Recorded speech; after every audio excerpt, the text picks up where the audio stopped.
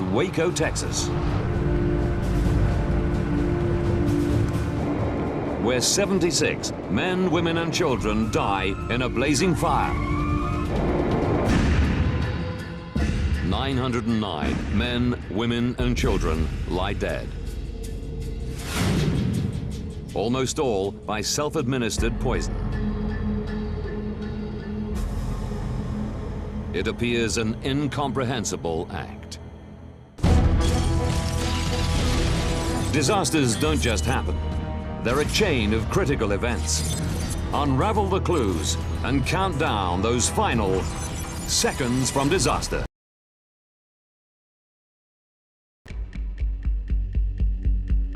The United States. Waco, Texas. On February the 28th, 1993, the Bureau of Alcohol, Tobacco and Firearms, the ATF, raid the compound to arrest David Koresh. They suspect him of illegally converting semi-automatic firearms into fully automatic weapons.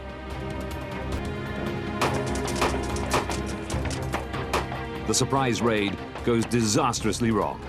Koresh and the cult knew they were coming. They're shooting at us in Mount Carmel. Mount Carmel? Yeah, tell them there are children and women in here and to call it off.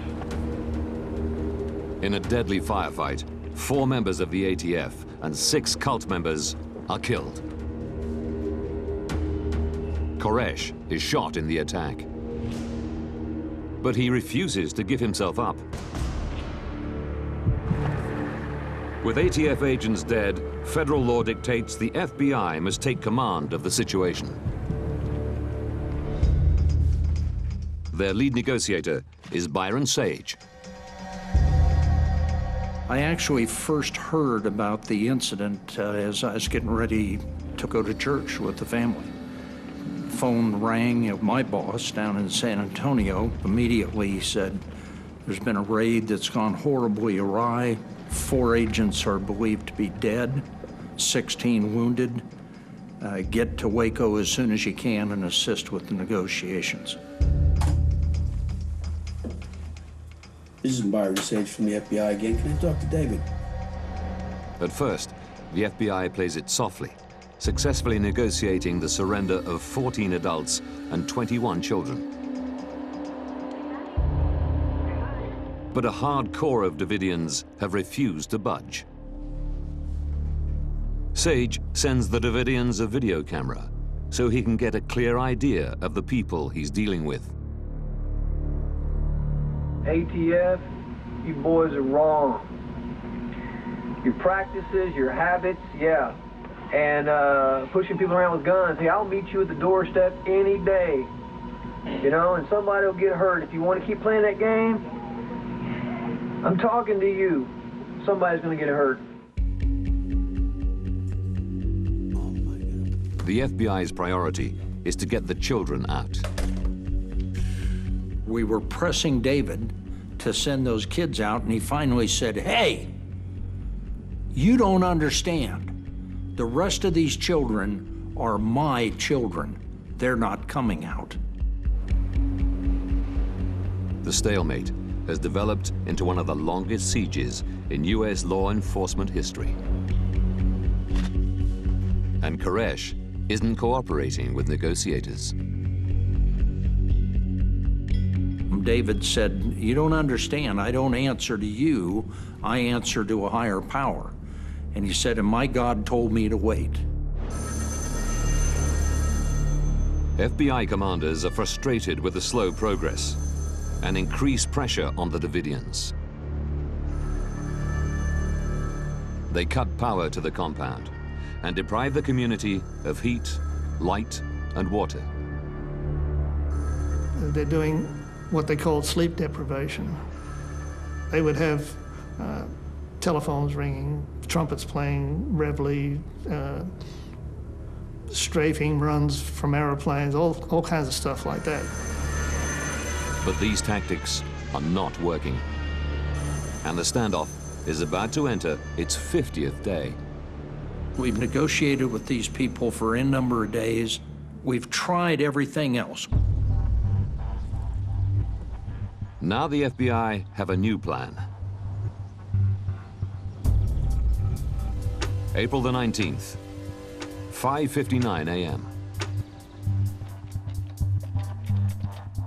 Byron Sage phones the compound and speaks to David Koresh's right-hand man, Steve Schneider.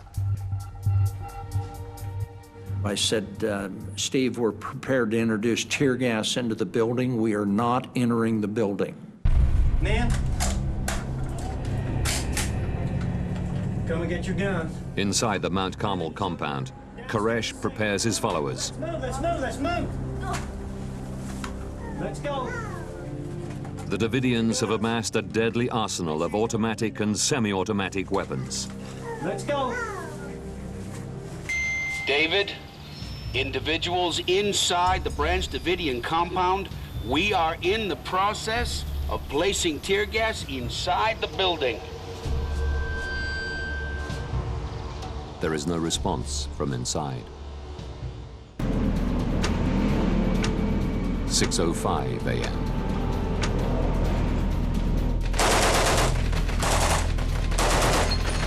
They didn't get 15, 20 yards onto the Dividian property before all hell broke loose.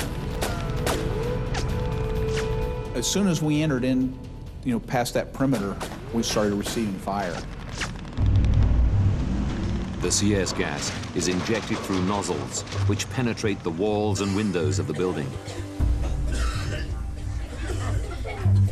The Dividians are prepared. They've stockpiled a supply of gas masks. Heavy fire from the compound prompts the FBI to quickly change their tactics. Plan B was that if the agents introducing the tear gas were to come under fire, that the entire compound would be saturated as quickly as we could accomplish it, render the whole building untenable, and force them to come out through windows. For those wearing masks, the gas is tolerable. For those without, breathing is difficult, and the gas burns skin and eyes. The FBI used the tanks like battering rams. The Dividians watch as their home is bulldozed around them. The vault is a secure concrete room in the center of the wooden compound. There is no sign the Dividians are ready to surrender, as the FBI hoped.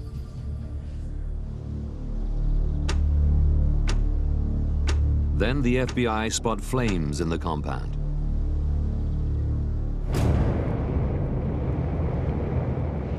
A whole community, including 28 children, are now trapped in an inferno.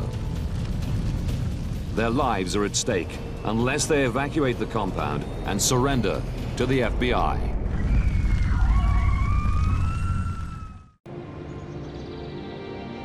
FBI agent Byron Sage broadcasts an urgent message to David Koresh. I tried to talk directly to David over the PA, and I said, David, don't end it this way. You're supposed to be a savior. Save those people. Bring them out.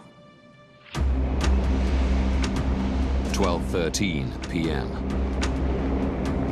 The whole building is now engulfed in flames. There is still no sign of the 28 children thought to be inside. Moments later, a woman jumps from a second-floor window in what seems like a desperate bid to escape. Then she gets up and runs back into the building. A news camera captures the moment Jim McGee drags her to safety. Strong winds cause the fire to spread at a terrifying rate. In just 18 minutes, the entire building is engulfed in flames.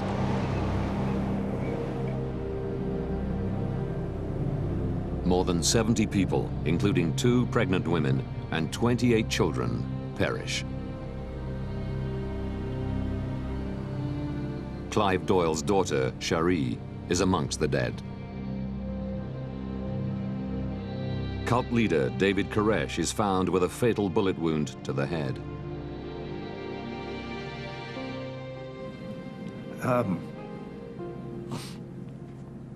This thing ended in a fashion that nobody wanted.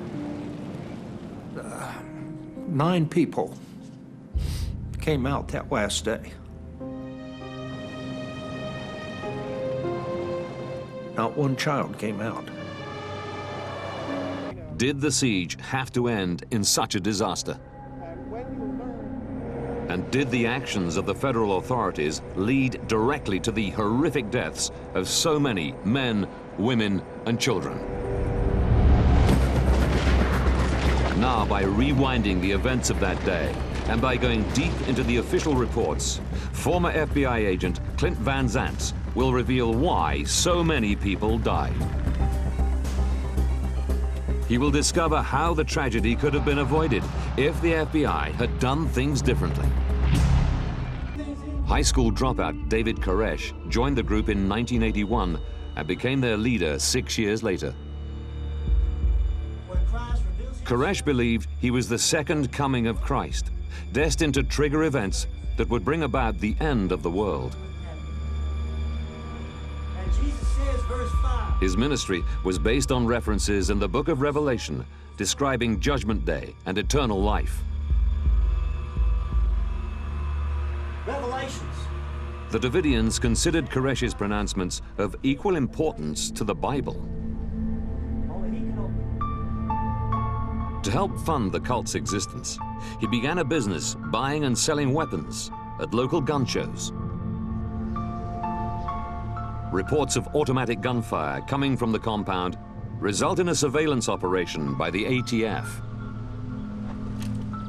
In turn, this leads to the failed raid of February the 28th.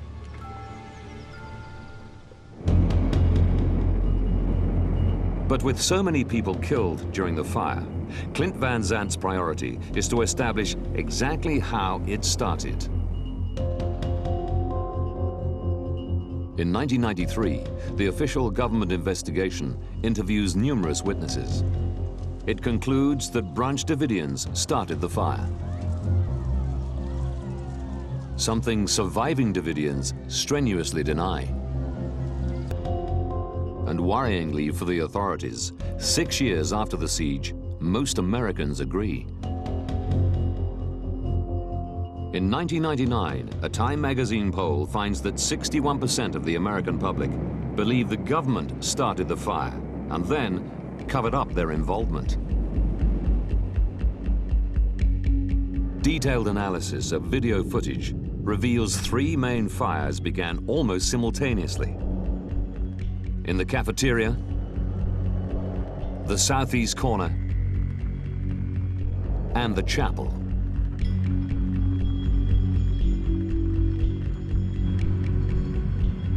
One theory is that CS gas canisters fired by the FBI could have started the blazes.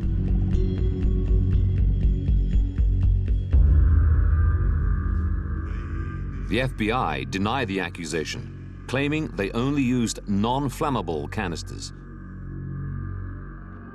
The Dividians think they could have started the fires unintentionally.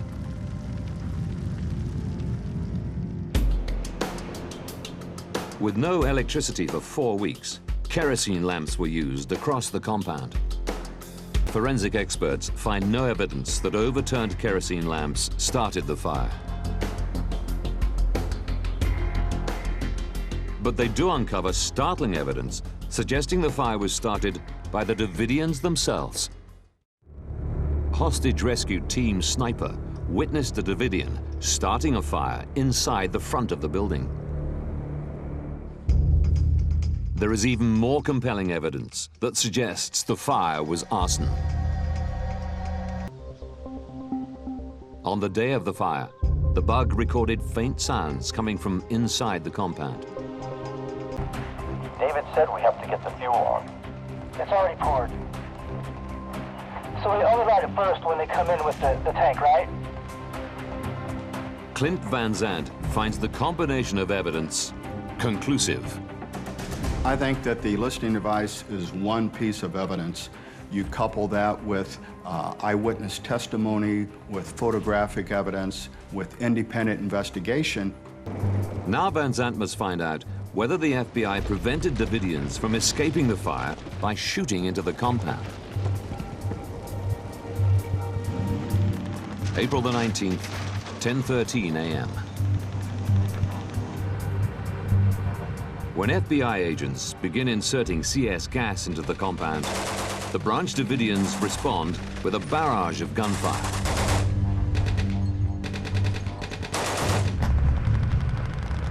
In contrast to the initial raid on February the 28th, when ATF agents shot at the Davidian compound, the FBI deny firing a single shot at the Davidians.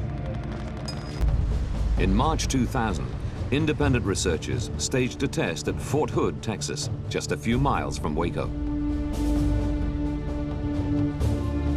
Marksmen firing weapons were filmed by the Night Stalker plane. The muzzle flashes on this test footage looked quite different from those filmed on the last day of the siege. Researchers conclude that flashes on footage from the siege were caused by reflective materials on the ground. There was a very distinct difference between the picture you'd get of a weapon being fired and a picture you'd be getting of bottle caps or pieces of glass reflecting the sun as the aircraft flew overhead. Conclusion, the FBI did not fire their weapons, and there is no photographic evidence to suggest otherwise. The FBI deployed both a team of negotiators and an armed tactical team, the hostage rescue team. They were supposed to work together. But Van Zandt believes lack of communication between the two teams might have contributed to the siege's tragic conclusion. One of the main challenges at Waco was the lack of coordination on the part of the FBI between command, between tactical, and between negotiations. There was a wall built between the negotiators and the tactical team. Negotiators were focused on achieving a peaceful resolution to the standoff. The tactical team stood ready to force a conclusion, a task that led to a hardline attitude towards the Dividians. The contrasting approaches are supposed to complement each other, but at Waco, this wasn't happening. Because the two teams were not working as a unit, the Dividians received mixed messages. They were very concerned that the authorities, the government, was going to seize their property, that they wouldn't have any place to live or come back to if they came out. Well, we assured them that we were not planning on doing that. These assurances were completely undermined by the actions of the tactical team. Unbeknownst to us, there were some instances, one where one of the tracked vehicles ran over one of the Branch Davidian cars out front. We didn't know any of this was happening. Van Zandt believes the key to understanding the Davidians' resolve not to leave the compound lies in David Koresh's interpretation of the Bible. It's predicted in the scriptures that God's people are going to be involved in war, and they're going to have to fight to defend themselves. Koresh taught the Davidians that they were God's chosen people, and confrontation with government forces is an event foretold in the Bible. In preparation for this impending battle, Koresh and the Davidians stockpiled over 300 weapons and nearly 400,000 rounds of ammunition, using the arms business as cover. Of the 76 Dividians who died on April the 19th, 20 died from gunshot injuries. Clive Doyle's daughter, Cherie, was killed by a single shot to the head. An independent pathologist determined the gunshots were all self-inflicted or delivered by fellow Dividians. The remaining Dividians died from the effects of the fire. 27 bodies were found in the concrete vault. Van Zandt believes they should have been even more patient. It's now clear that a series of miscommunications and a failure to understand the mindset of David Koresh caused the federal authorities to embark on a terrible plan that could have only one outcome.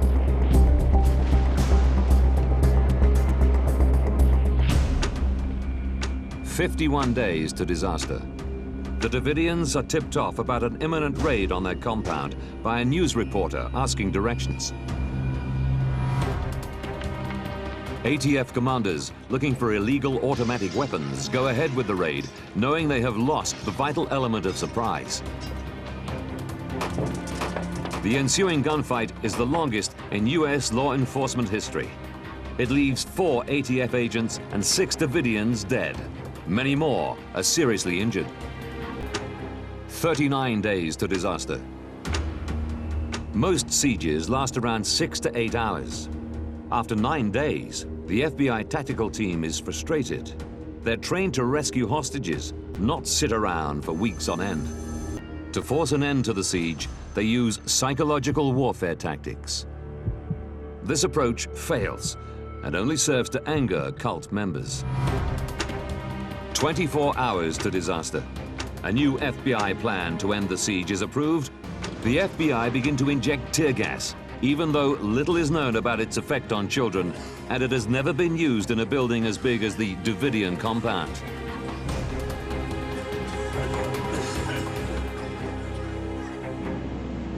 What appears to the FBI as an orderly plan to drive the Dividians out is a terrifying experience for those inside. 12:07 p.m. Disaster. The Dividians start 3 fires almost simultaneously. Fueled by strong winds, the entire complex is quickly engulfed in flames. 3.5 hours later, just 9 adult Dividians have escaped the inferno. The complex is burnt to the ground. 28 children have lost their lives. I think most of us at Waco would have danced with the devil if we thought we could get those children out alive. The adults got themselves in a situation. They make a conscious decision to stay in that compound, but the children had no choice. The last element of control that every human being has is the ability to kill themselves. That's the only way they can control the horror of their mental experience. If you push a control freak, finally they will commit suicide. Even though I'm 100% convinced that the Branch Davidians started the fire at Waco, I also know that the federal government, ATF, FBI, that we poured some of the emotional fuel on that fire that allowed it to burn so brightly and take so many lives.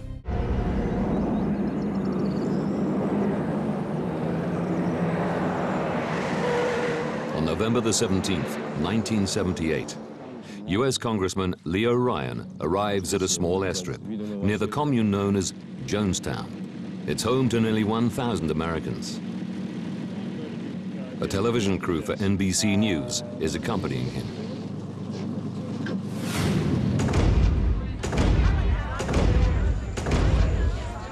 He's here to investigate claims that People's Temple followers are being held against their will.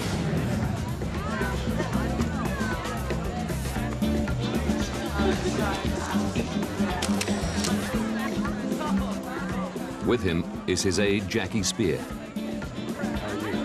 In a rare television interview, she recalls the events of that night.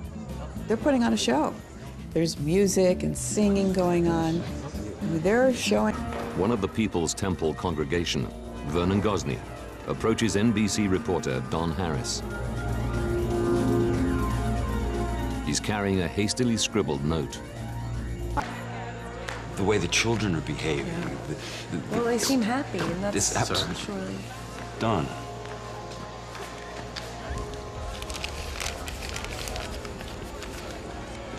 It appears it's not one big happy family after all.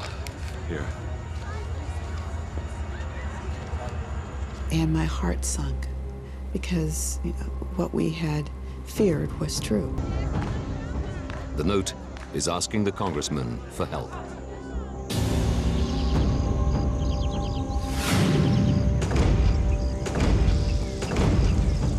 Don Harris hurries to interview People's Temple leader, Jim Jones. Last night, someone came and passed me this note. People play games, friend. They lie, they lie. What can I do about liars? Are you people going to leave us? I just beg you, please leave us. He confronts Jim Jones about followers who want to leave. Not welcome here. Another night.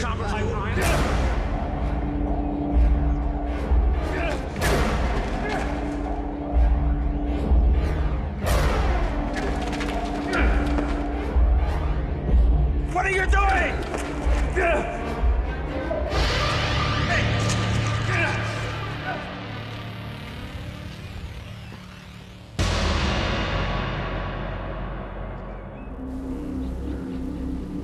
Uninjured but unsettled, Congressman Ryan cut short his visit.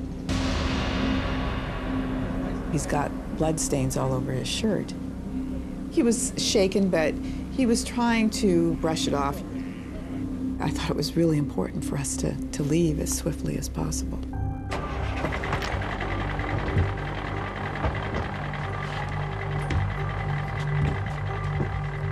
He and his entourage, along with 15 residents, prepare to leave Jonestown.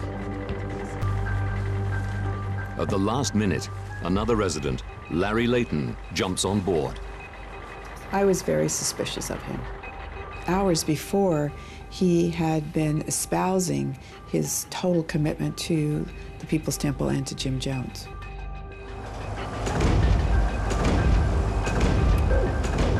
The group arrives at an airstrip 11 kilometers away from where 2 planes will fly them back to the US. They are unaware they've been followed.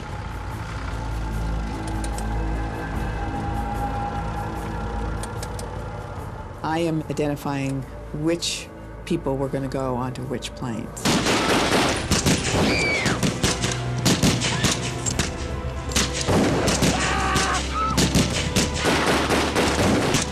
They had targeted people they were going to get.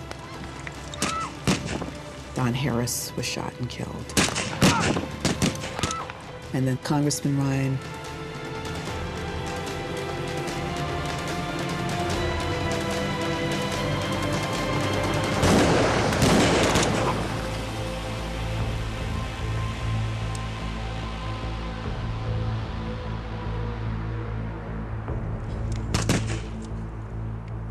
I was lying on my side trying to play dead. And then they came and shot us at point blank range.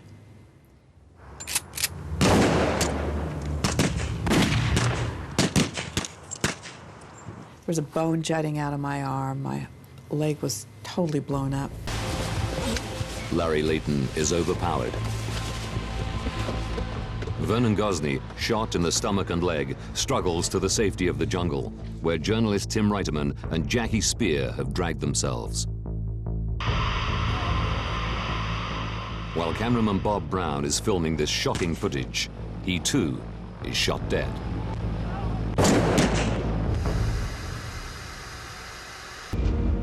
"5:30 p.m. Jonestown. Assemble in the pavilion. Jim Jones has summoned the entire community to a meeting. Terrible imagery! Among them is Odell Rhodes. He's one of only 2 living witnesses who sees what Jim Jones does next. This is his first television interview since the events of 33 years ago. Families, children, I mean, everyone there in Jonestown was in the pavilion.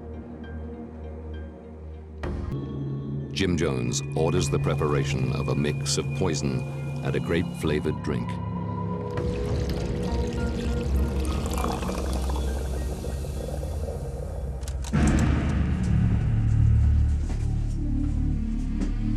If we cannot live in peace, let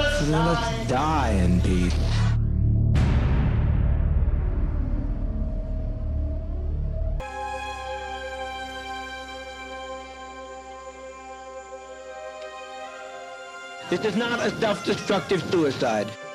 This is a revolutionary suicide.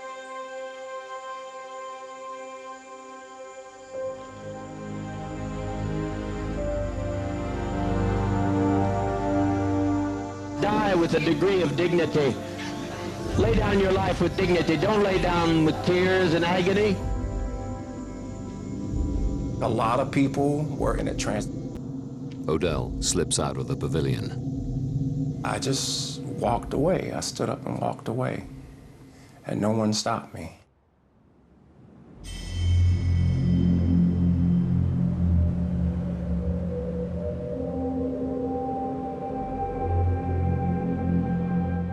"909 people die in Jonestown, including Jim Jones, who's found shot in the head. Nearly a third of the victims are children.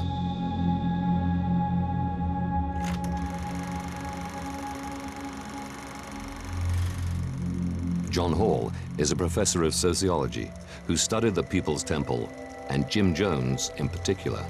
In the history of civilization, there have been rare events of collective suicide. If we're going to think about history, we need to think about what actually happens and why. By rewinding the key moments leading up to these tragic events and examining the crucial pieces of evidence, Hall will uncover why so many died in the jungle and whether these deaths could have been prevented.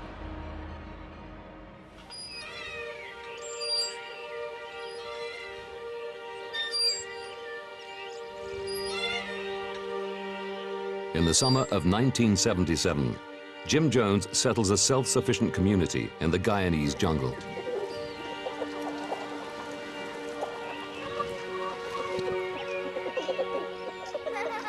He calls it Jonestown, after himself.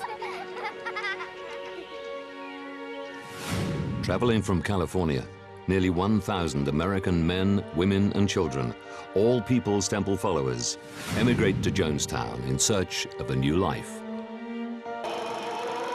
John Hall discovers that Jim Jones founded the People's Temple in the 1950s. It begins life as a small conventional church in Indianapolis. By the 1970s, it moves to San Francisco. Membership swells to the thousands. Some people see a great deal of God in my body. They see Christ in me, a hope of glory.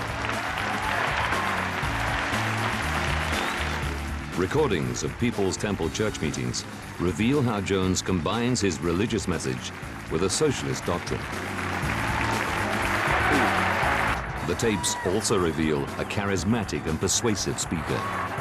No rich or poor, where there are no races, wherever there's people struggling for justice and righteousness, there I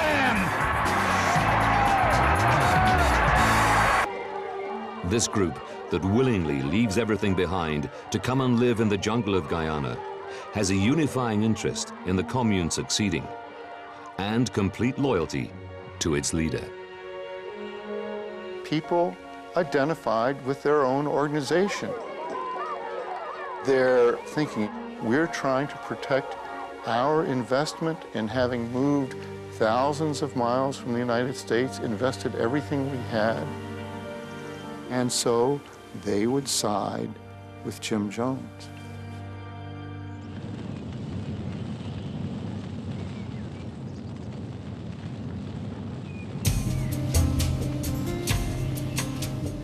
Jones's socialist utopia is carved out of the heart of a dense rainforest. The agricultural community was miles away from the smallest town, not really even very accessible from the outside world. For Hall, this move is key to understanding the unfolding events.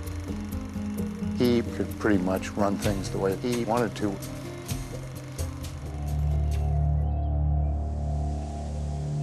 In reality, this jungle paradise is in virtual lockdown.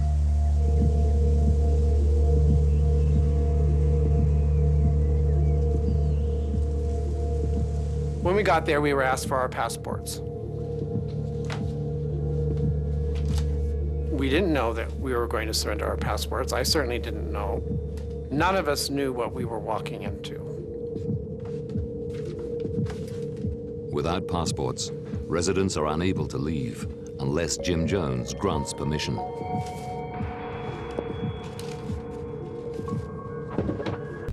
From talking to a handful of people who did manage to leave Jonestown, Hall discovers that families betray families because they live in fear of their leader. Jim Jones punishes anyone regarded as a dissident.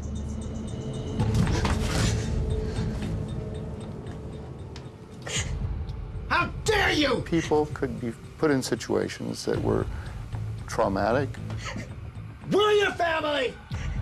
There were cases of psychological terror in which somebody might be put in a pit and told that they were going to have snakes put in with them.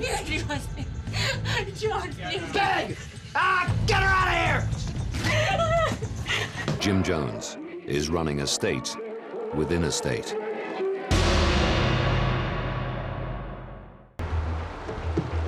Weapons are smuggled into the commune. Jones claims they're to protect them from attacks by hostile forces. Tim Reiterman has followed the smuggling trail to the US, where he discovers Jim Jones uses his church for cover. Bible in temple parlance was a euphemism for a gun.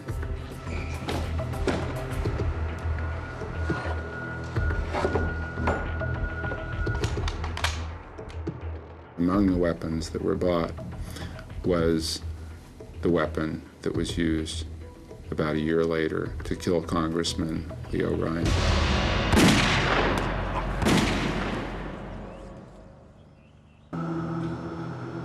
John Hall discovers that, fueled by his own paranoia, Jones becomes increasingly obsessed with the loyalty of his followers. He regularly pushes them to their limits. White Knight, White Knight, White Knight! White Nights are meetings called by Jim Jones during which he orders his followers to show their devotion by drinking poison. A real test of how far you're willing to go. The U.S. government is coming to get us! At the heart of the ritual is his claim that the People's Temple is under attack from a hostile external force. And the only way to defeat it is by collective suicide. Are you ready to lay down your lives? If you try to screw around with us, we're going to commit revolutionary suicide. Hall believes they're willing to drink what they think is poison because they accept the doomsday scenario he continually predicts. An apocalyptic ideology in a religious group will motivate people to do things beyond their normal lives. You'll be all right. Jones, in these horrid events, basically got people used to the idea of participating in a struggle in which the final outcome would be their own deaths. But on November the 18th, 1978, while 5 victims lie dead on the airstrip, the poisonous mix of potassium cyanide is real. 909 men, women, and children will die.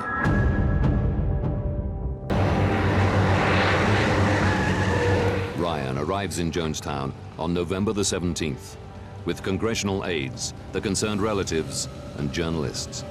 They represent the 3 groups that Jim Jones fears are out to destroy him.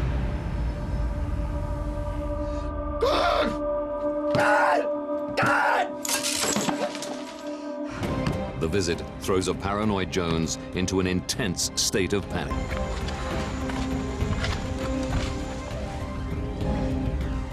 Their arrival sets off a chain of catastrophic events that will result in the deaths of hundreds of Jim Jones's followers.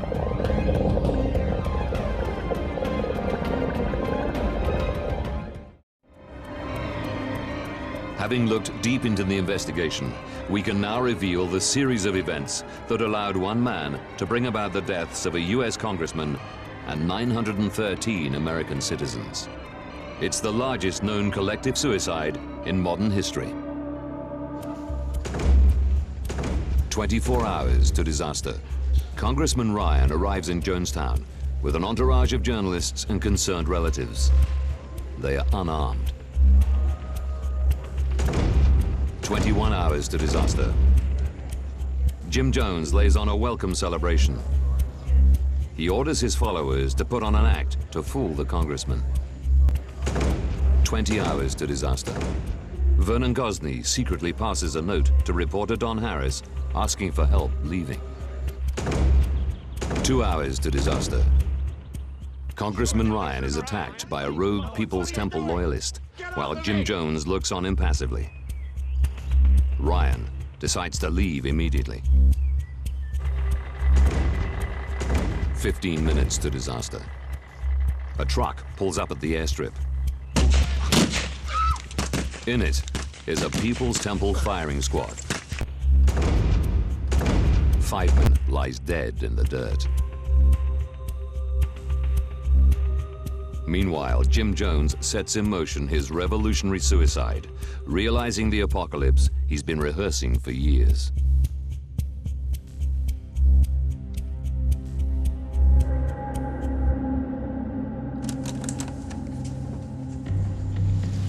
We have been betrayed. We've been so betrayed, so terribly betrayed. He talked about the people who defected and how they had put us all in danger.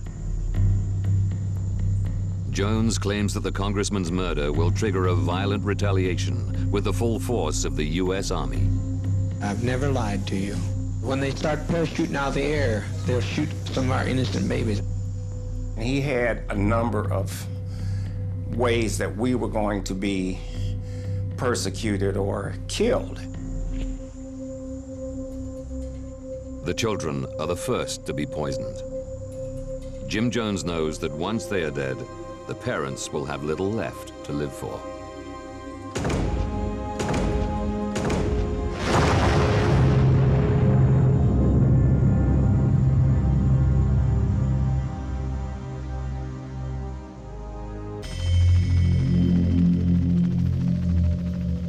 "909 people die in Jonestown.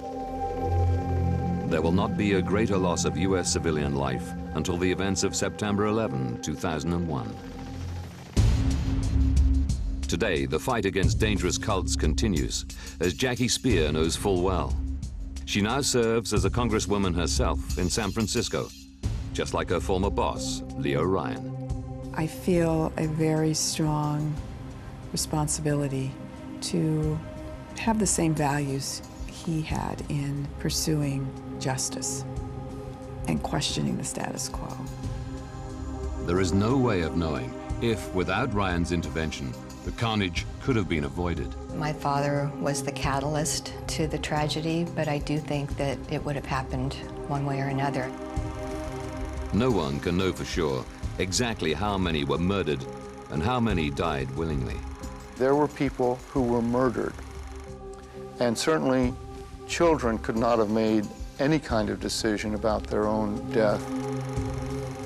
On the other hand, it's just as clear that there were many, many people who acted in solidarity with Jones in a perverse scenario